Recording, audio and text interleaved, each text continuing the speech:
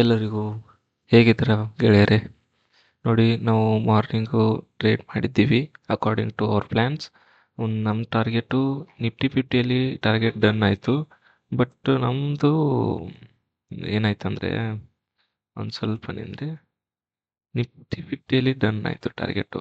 ಆದರೆ ಒಂದು ಸ್ವಲ್ಪ ವೇಟ್ ಮಾಡಿ, ನಿಫ್ಟಿ ಫಿಫ್ಟಿಲಿ ಡನ್ ಆಯಿತು.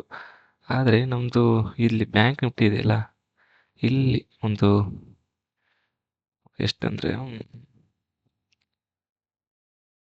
ಅರೌಂಡ್ 40 ಪಾಯಿಂಟ್ಸ್ ಕ್ಯಾಪ್ಚರ್ ಮಾಡಿದ್ವಿ. ಬಟ್ ಫಸ್ಟ್ ಟಾರ್ಗೆಟ್ ತಗೋಲಿಲ್ಲ. ಇಟ್ಸ್ ಓಕೆ, ಅವ್ರ ಬ್ಯಾಡ್ ಲಕ್ ಎಲ್ಲ ಮ್ಯಾನಿಪುಲೇಷನ್. ಇಂಡಿಯನ್ ಮಾರ್ಕೆಟ್ನಲ್ಲಿ ಮ್ಯಾನಿಪುಲೇಷನ್ ಬಹಳ ಚೆನ್ನಾಗಿ ಆಗ್ತಾ ಇದೆ ಸದ್ಯಕ್ಕೆ. ಅಂದರೆ ನನ್ನ ಎಕ್ಸ್ಪೀರಿಯನ್ಸ್ ಪ್ರಕಾರ ನನ್ನ ಹತ್ರ ಒಂದು 7-8 ಜನ ಎಕ್ಸ್ಪೀರಿಯನ್ಸ್ ಟ್ರೇಡರ್ ಇದ್ದಾರೆ. Okay, they are almost good traders. ಅವರು ಕೂಡ ಈಗ ಲಾಸ್ಟ್ 1 to 2 ಮಂತ್ಸಿಂದ ಹೆವಿ ಲಾಸ್ ಆಗ್ತಾ ಇದೆ. ಅದು ಯಾಕೆ ಆಗ್ತಾ ಇದೆ ಅಂತಲೂ ಗೊತ್ತಾಗ್ತಿಲ್ಲ. ಸೈಕಾಲಜಿ ತುಂಬ ಚೆನ್ನಾಗಿರುತ್ತೆ, trade according to our previous experience, but still we are making losses in the trading. It's okay, market ಅಂದ್ರೆ ಅದೇ ಅಲ್ವಾ, ಏನಾಗುತ್ತೆ ಅಂತ ಗೊತ್ತಾಗಲ್ಲ.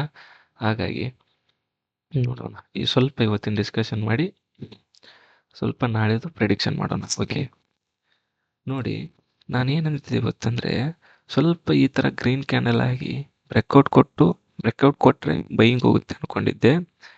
ಅಕಾರ್ಡಿಂಗ್ ಟು ಅವರ್ ಪ್ಲ್ಯಾನ್ಸ್ ಪೂರ್ತಿ ಮಾರ್ಕೆಟ್ ನೆಗೆಟಿವ್ ಟ್ರೆಂಡ್ ಇದೆ.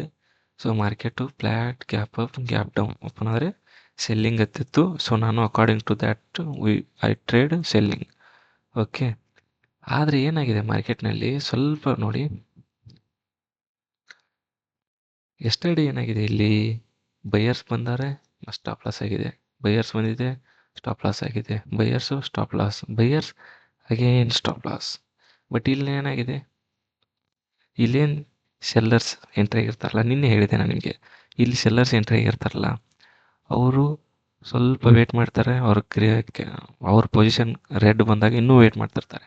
ಅವಾಗ ಮರುದಿನ ಮಾರ್ಕೆಟು ಈ ರೀತಿ ಓಪನ್ ಆದಾಗ ಸ್ವಲ್ಪ ವೇಟ್ ಮಾಡ್ತಾರೆ. ಯಾಕಂದರೆ ಈಗ -20 ಅಂತ ಅಂದ್ಕೊಡಿ ಲಾಸು, ಅವರು -50 ಲಾಸ್ ಇದೆ ಅಂತ ಅನ್ಕೊಳ್ಳೋಣ. ಓಕೆ, ಅವ್ರ ಸ್ಟಾಪ್ ಲಾಸ್ ಇದು. ಅವ್ರು ಏನು ಮಾಡ್ತಾರೆ, ಇದು ಸ್ವಲ್ಪ ಮೇಲೆ ಬರುತ್ತೆ ಅಂತ ವೇಟ್ ಮಾಡ್ತಿರ್ತಾರೆ. ಹೌದಾ, ಸೆಲ್ಲಿಂಗ್ ಎಲ್ಲ ಸ್ಟಾಪ್ ಲಾಸ್ ಇಲ್ಲೆಲ್ಲ ಇಟ್ಟಿರ್ತಾರೆ.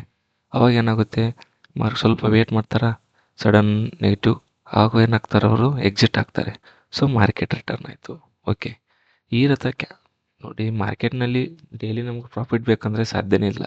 ಸೊ ಕೆಲವೊಂದು ದಿನ ಒಂದೊಂದು ಸಲ ಏನಾಗುತ್ತೆ, ಮ್ಯಾನಿಪುಲೇಷನ್ ಆಗ್ತಾ ಇರುತ್ತೆ.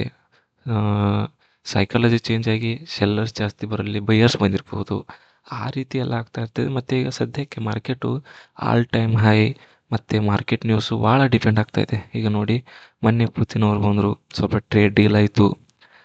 ಟ್ರಂಪ್ ಅವರು ಟ್ಯಾರಿಫ್ಸ್ ಹಾಕಿದ್ರು. ನೋಡಿ, ಅವ್ರು ಟ್ಯಾರಿಫ್ ಹಾಕ್ಸೋದ್ರಿಂದ ಮಾರ್ಕೆಟ್ಗೆ ಯಾವ ರೀತಿ ಡಿಪೆಂಡ್ ಆಗುತ್ತೆ. ಅವ್ರು ಹಾಕಿದ್ರಿಂದ ಮಾರ್ಕೆಟಿಗೆ ಏನು ಡಿಪೆಂಡ್ ಆಗಲ್ಲ.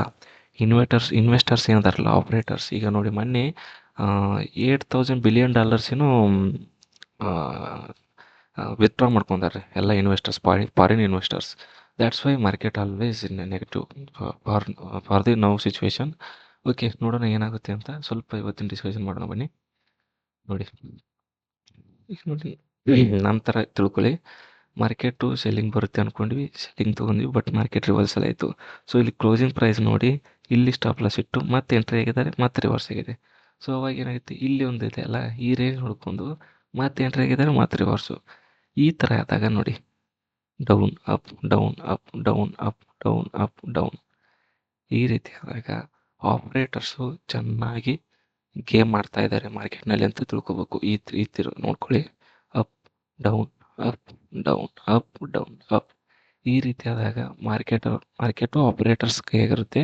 ಸೊ ನಾವು ಆಪ್ರೇಟರ್ಸ್ ಸೈಕಾಲಜಿ ಥರ ಥಿಂಕ್ ಮಾಡಬೇಕು. ಓಕೆ, ಇಲ್ಲಿ ನೋಡಿ ಏನಾಗಿದೆ, ಈ ಟ್ರೆಂಡ್ ಲೈನ್ ಫಾಲೋ ಆಗಿತ್ತಾ, ಬ್ರೇಕ್ ಆಯಿತು, ಬ್ರೇಕ್ ಆಗಿ ರಿವರ್ಸಲ್ ಆಗಿದೆ.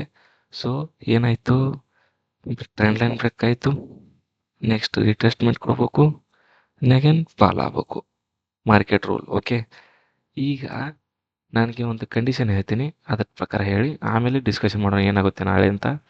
ಈಗ ನೋಡಿ, ಬೈ ಚಾನ್ಸ್ ನಾಳೆ ಮಾರ್ಕೆಟು ಈ ರೀತಿ ಓಪನ್ ಆಯಿತು ಅಂದ್ಕೊಳ್ಳಿ, ಇದು ಗ್ರೀನ್ ಕ್ಯಾಂಡಲ್ ಅಂದ್ಕೊಳ್ಳಿ, ಏನು ಮಾಡ್ಬೋದು, ಸ್ವಲ್ಪ 5 ಸೆಕೆಂಡ್ ಟೈಮ್ ಕೊಡ್ತೀನಿ, ಯೋಚನೆ ಮಾಡಿ.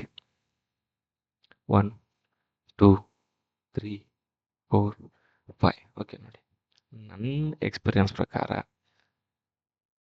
ಈಗ ನೋಡಿ, ಇಲ್ಲಿ ನಾವು ಸೆಲ್ಲರ್ಸ್ ಏನಿರ್ತೀವಲ್ಲ, ಆಪರೇಟರ್ಸ್ ಅಂದ್ಕೊಳ್ಳಿ, ಇವೆಲ್ಲ ಎಸ್ ಎಲ್ ಎಲ್ಲ ಈ ಕಡೆ ಇದೆ. ಓಕೆ, ಇಲ್ಲೆಲ್ಲ ಇದೆ.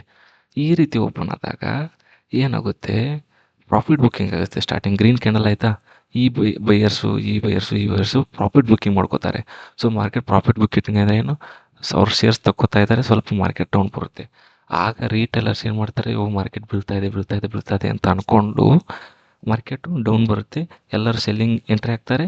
ಈ ಕಂಡೀಷನ್ ಅಷ್ಟೇ ಇರ್ತಾ ಇರೋದು, ನಾವು ಈ ಲೈನ್ ನೋಡ್ಕೊಳ್ಳಿ. ಓಕೆ, ಇವಾಗ ಏನಾಗುತ್ತೆ, again market rival up to this level, 100% sure ಈ ಕಂಡೀಷನು.